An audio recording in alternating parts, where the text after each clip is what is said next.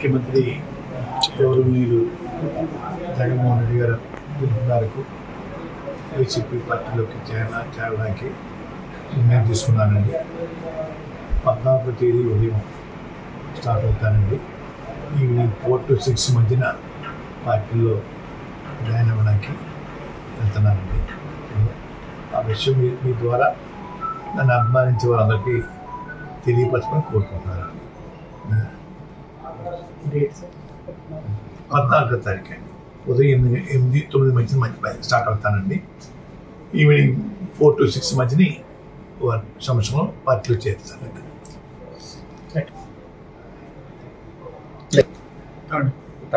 తాడేపల్లి అనుకుంటానండి, ఇంకా place venue చెప్పలేదండి.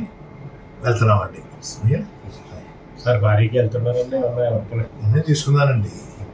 మీరు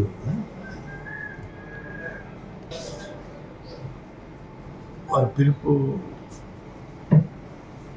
మిథున్ రెడ్డి గారి ద్వారాను, కాకినాడ ఎమ్మెల్యే చంద్రశేఖర్ గారి ద్వారాను, గీత గారి ద్వారా, మన కన్నబాబు గారి ద్వారా వచ్చిందండి.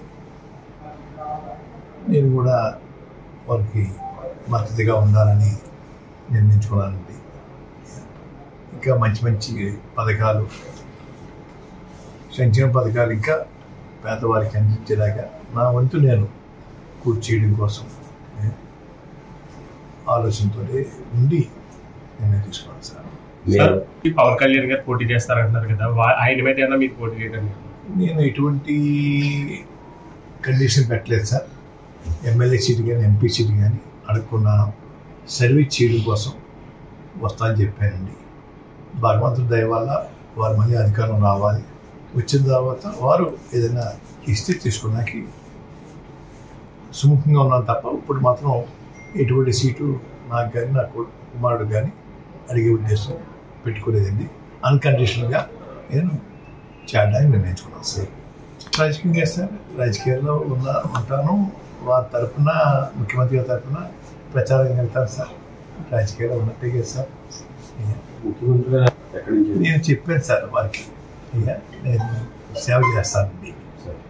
మీరు అధికారం రావడం కోసం నా వంతు నేను కృషి చేస్తాను. ఎటువంటి పదవి కాంక్ష నాకు కానీ నా కుటుంబానికి లేదు.